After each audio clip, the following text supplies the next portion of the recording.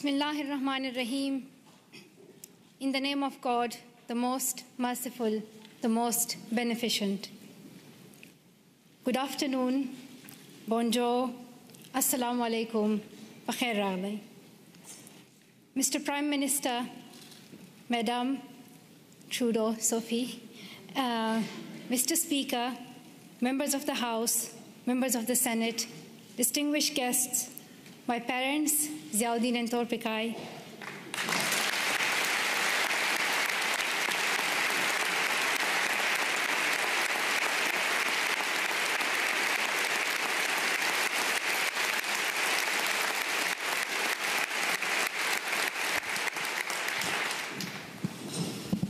and finally, the people of Canada, thank you so much for the warm welcome to your country. This is my first trip to Canada, but not my first attempt. On the 22nd of October 2014, my father and I landed at the Toronto airport, excited for our first visit to your wonderful country. Soon we learned that a man had attacked Parliament Hill, killing a Canadian soldier, wounding others, and threatening leaders and civil servants in the building where I stand today. Canadian security officials and professionals advised us to reschedule. With sorrow in our hearts, we headed back to England, promising to return to Canada one day. The man who attacked Parliament Hill called himself a Muslim, but he did not share my faith. He did not share the faith of 1.5 billion Muslims living in peace around the world.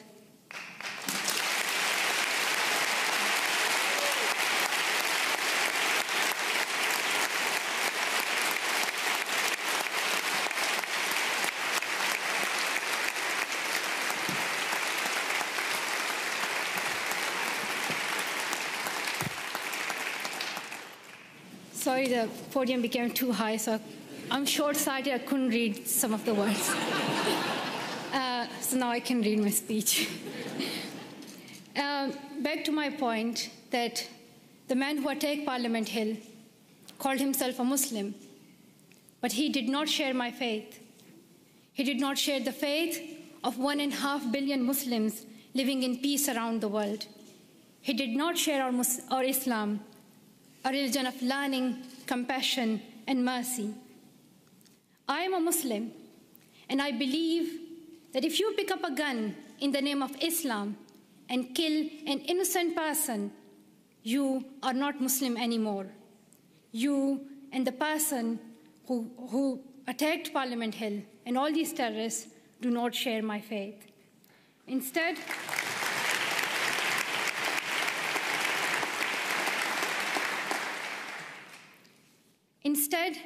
he shared the hatred of the man who attacked Quebec City Mosque in January, killing 6 people while they were at prayer. The same hatred as the man who killed civilians and police officers in London 3 weeks ago. The same hatred as the men who killed 132 school children in Pakistan Army Public School in Peshawar. The same hatred as the man who shot me and my 2 school friends. These men have tried to divide us and destroy our democracies, our freedom of religion, our right to go to school. But we and you refuse to be divided. Canadians, wherever you are born, however you worship, stand together. And nothing proves this more than your commitment to refugees. Around the world, we have heard about Canada's heroes. We heard about the members of the First United Church here in Ottawa who sponsored newlyweds Amina and Ibrahim. A few months later, the family had their first child, a little girl named Maria. The church decided to raise more money to bring Abraham's brother and family to Canada so Maria could grow up with her cousins. We heard about Jorge Salazar in Vancouver, who came to Canada as a child refugee, fleeing violence in Colombia. As a young adult, He's working with today's children, immigrants, and refugees, helping them adopt with the new culture and country. And I'm very proud to announce that Farah Muhammad, a refugee who fled Uganda and came to Canada as a child, is Malala Fund's new CEO. A Canadian will now lead the fight for girls' education around the world.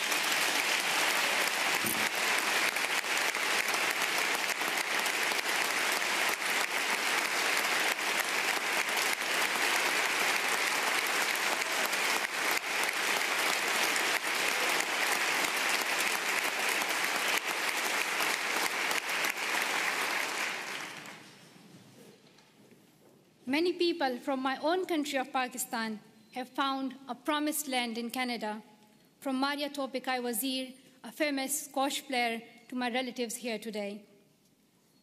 Like the refugees in Canada and all around the world, I have seen fear and experienced times when I did not know if I was safe or not. I remember how my mom used to put a ladder at the back of our house so that if anything happened, we could escape. I still remember that I would read a Quranic verse, Ayatul Kursi, every night to protect our family and as many people as I could. I felt fear when I went to school, thinking that someone would stop me and harm me. I would hide my books under my scarf. The sound of bombs would wake me up at night. Every morning I would hear the news that more innocent people have been killed. I saw men with big guns in the streets. There's more peace now in my home of Swat Valley, Pakistan. But families like mine, from Palestine to Venezuela, Somalia to Myanmar, Iraq to Congo, are forced to flee their homes because of violence. So your motto and your stand, "Welcome to Canada," is more than a headline or a hashtag. It is the spirit of humanity that every single one of us would yearn for if our family was in crisis. I pray that you continue to open your homes and your hearts to the world's most defenseless children and families, and I hope your neighbors will follow your example.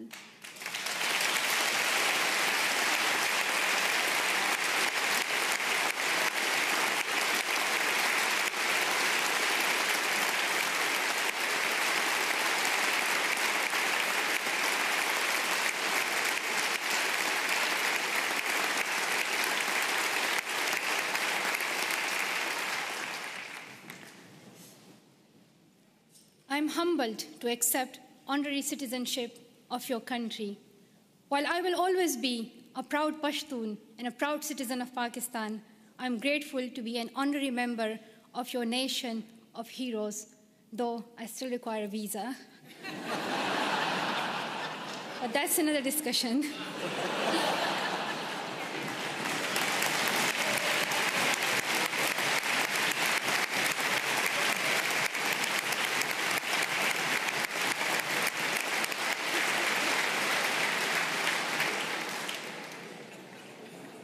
I was also very happy to meet Prime Minister Trudeau this morning. I am amazed by his embrace of refugees, his commitment to appointing Canada's first gender-balanced cabinet, and his dedication to keeping women and girls at the center of your development strategy. We have heard so much about Prime Minister Trudeau, but one thing has surprised me. People are always talking about how young he is. They say that he is the second youngest Prime Minister in Canadian history. He does yoga, he has tattoos, and a lot more. And while I was coming here, everyone was telling me, like, shake Prime Minister's hand and, like, let us know how he looks in reality. And people were just so excited about meeting Trudeau. I don't think anyone cared about the Canadian honorary citizenship. While it may be true that Prime Minister Trudeau is young and he is young head of government, I would like to tell something to the children of Canada, that you don't have to be as old as the very young Prime Minister Trudeau to be a leader.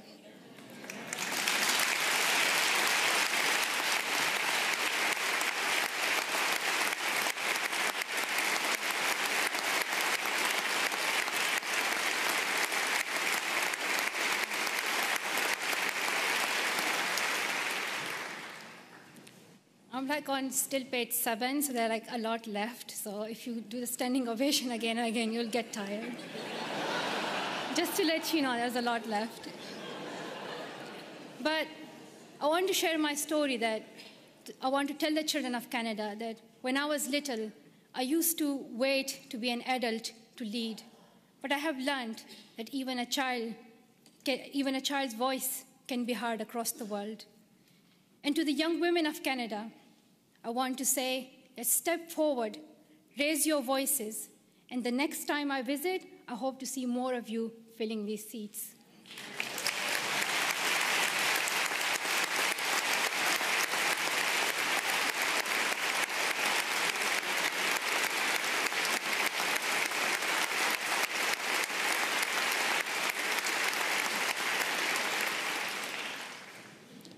And to the men of Canada, be proud feminists and help women get equal opportunities as men. And to the leaders of Canada today in this room, though you may have different politics and policies and priorities, I know each one of you is trying to respond to some of our world's most pressing problems. I have traveled the world and met many people in many countries. I have first-hand experience and I've seen many problems that we are facing today: war, economic instability, climate change, and health crises. And I can tell you that the answer is girls. Secondary education can transform communities, countries, and our world. And here's what the statistics say. I'm saying it for those who still don't accept education as important. There are some, but I hope they will hear that if all girls went to school for 12 years, low and middle-income countries could add $92 billion per year to their economies. Educated girls are less likely to marry young and contract HIV, and more likely to have healthy and educated children. The Brookings Institution called secondary education for girls as the most cost-effective and best investment against climate change. When a country gives all its children secondary education, they cut their risk of war in half. Education is vital for the security of the world because extremism grows alongside inequality. In places where people feel they have no opportunity, no voice, no hope. When women are educated, there are more jobs for everyone. When mothers can keep their children alive and send them to school, there is hope. But around the world, 130 million girls are out of school today.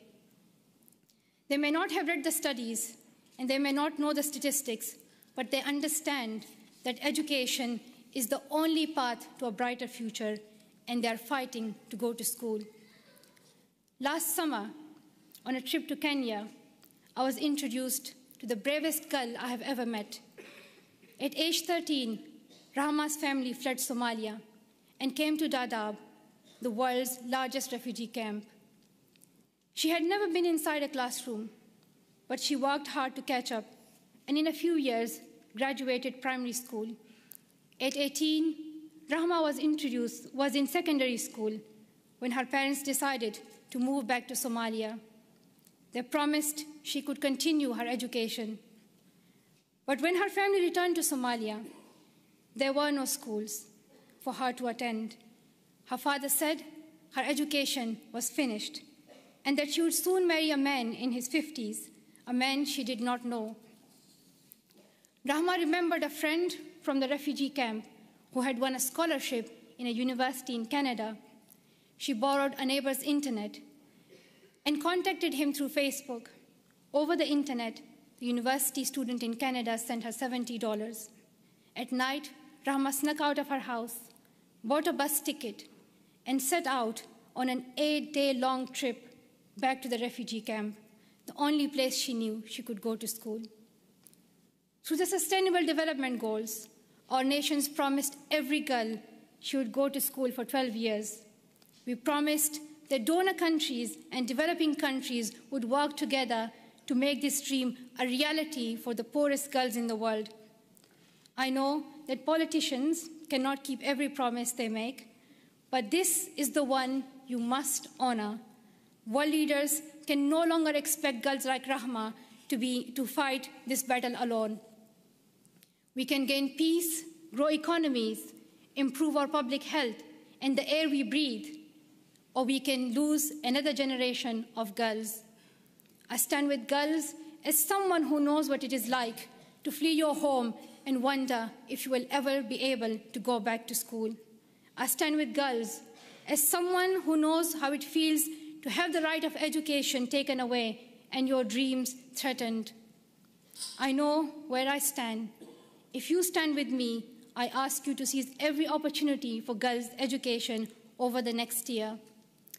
Dear Canada, I'm asking you to lead once again. First, make girls' education a central theme of your G7 presidency next year. Second, use your influence to fill the global education funding gap. You raised billions of dollars and saved lives when you hosted the Global Fund's replenishment in Montreal last year. Show the same leadership for education. Host the upcoming replenishment of Global Partnership for Education. Bring world leaders together and raise new funding for girls to go to school. If Canada leads, I know the world will follow. Finally, prioritize 12 years of education and schooling for refugees. Today, only a quarter of refugee children can get secondary education. We should not ask children who flee their homes to also give up their dreams. And we must recognize that young refugees are future leaders on whom we all depend for peace. The world needs leadership. The world needs leadership based on serving humanity, not based on how many weapons you have. Canada can take that lead. Our world has many problems, but we don't need to look far for the solution. We already have one. She is living in a refugee camp in Jordan. She is walking 5 kilometers to school in Guatemala. She is sewing footballs to pay enrollment fees in India. She is every one of the girls out of school around the world today. We know what to do, but we must look inside ourselves for the will to keep our promises. Dear sisters and brothers, we have a responsibility to improve the world. When future generations read about us in their books or on their iPads or whatever the next innovation will be, I don't want them to be shocked that 130 million girls could not go to school and we did nothing. I don't want them to be shocked that we did not stand up for child refugees as millions of families fled their homes. I don't want us to be known for failing them. Let the future generations say, we were the ones who stood up. Let them say, we were the first ones. We were the first to live in a world where all girls could learn and lead without fear. Let us be the ones who bring that change we want to see. Thank you so much for listening.